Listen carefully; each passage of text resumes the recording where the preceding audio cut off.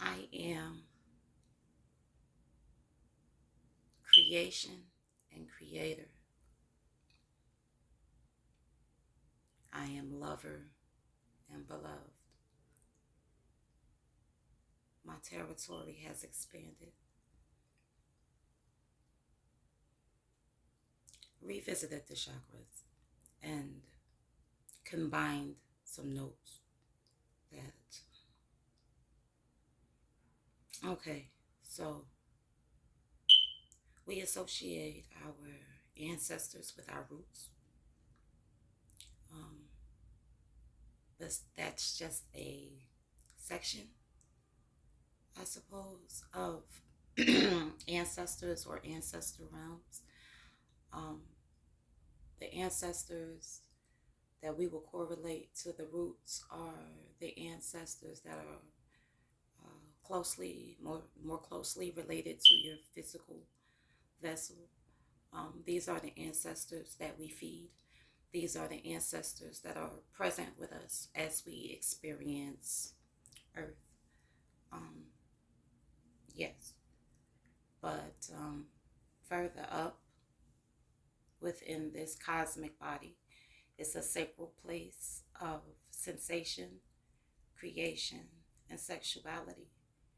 Uh, Learning those lessons there teaches the ancestors in the root chakra how to be able to move forward to create the will to move up in our cosmic body, our willpower to learn to love. Now, this is another space, this is a destination for us. Uh, and by us, I mean the individual and the ancestors. To now, this is another home for the ancestors. We would consider these ancestors to be uh, ascended or incarnated or reincarnated. This is where we would experience animals, okay, and how we are connected to animals and plants in the very earth. This is the green part of the heart chakra, okay, so that's why your experiences with animals, insects, plants, trees, and all things that you find here on this realm of the natural world, that's why they are ancestors, because after the energy has again felt safe, secure, and wanted to create the will to love, now they have reincarnated into animals, and that is why animals always have messages for us. Sometimes they are messengers, other times they are spirit animals, and they are always ancestors. That's another realm in which you would experience the ancestors, but you would experience the ancestors in the physical world from that root. Okay. Now, for the pink portion of the heart, uh, I can only speak from my personal experience. I don't really know if there are other ways. In my personal experience, I had to learn to raise my Kundalini energy myself to my heart space where I experienced heart chakra activation, where I got the wisdom of the ancestors and the natural world around me. And I tend and loving the things that resonate with me, but it's definitely a love that is based upon the ego or the physical experience. And I'll leave that up to you to decide how much of what you experience that love is about. But the things that you tend to, you love the bowl, it resonates with you. So that's that green sort of love. But if you actually look at the physical heart, there is two chambers, and there's actually a visible change in what the blood appears to be. Um, Now, from the heart activation, I was able to move up until these chakras and reach the crown. But upon reaching the crown, that's when I had a Kundalini experience where light came down versus me raising it. So it was almost as if I had to make it to the top, release a valve, and allow the light to come in into this heart space.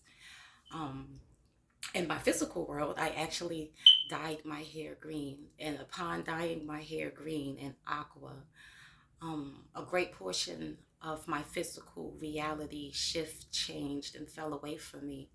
And then on the other side of that, there was a whole cosmos of things available to me from that green hair experience. And ironically, after that is when I had the Kundalini. I don't want to call it a reverse Kundalini experience, but Kundalini energy moving downward. And that is when I experienced uh, what I could only describe as a pinkening in my aura.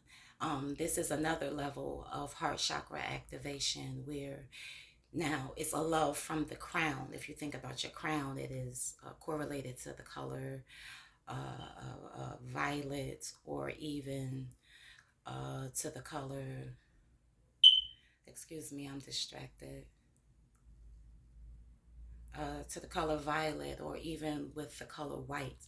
And so this gives you access to that pink uh, portion of the heart chakra, where this is a love that is more unconditional. This love is based upon the connectiveness of the crown. And so this is the love for things that are not like you. This is where you experience loving things for contrast, loving things and understanding their importance, even though they choose vibrations that does not resonate with you. It's more of a cosmic love. It's more of a holistic love. Um, yeah, I wanted to talk about the color pink. So that's my spill on pink. Oh, and the heart chakra and our connection to animals, and why animals make us feel better, and why animals be attacking some people. Yeah. Oh, one more thing on that. So where you'll experience your ancestors that have incarnated enough time, where they have accumulated enough energy as a plant, rock, mineral, animal. This is where you'll experience in these upper realms, in your dream world, this, or in your mansion, let's put it that way, within your mansion, where you'll see, for instance, an animal that is how you physically understand an animal to be, but yet somehow different. I'll give you a perfect example, and it's a personal experience of mine. I have always said that I have come to understand that foxes are dogs with cat spirits.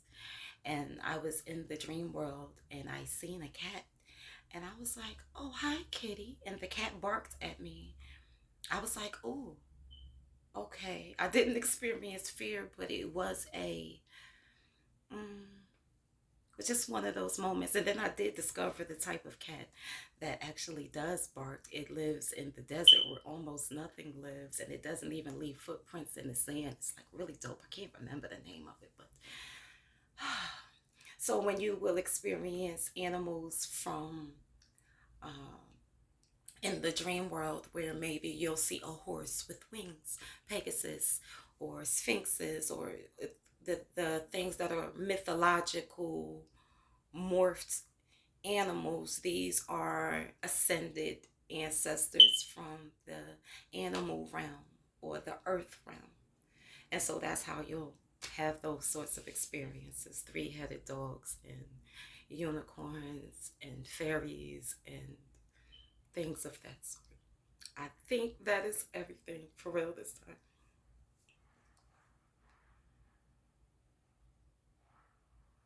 Mm. Whenever I am me,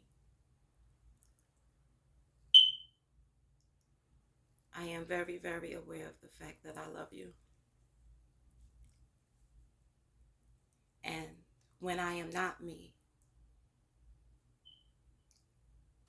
very aware of the fact that I'm in love.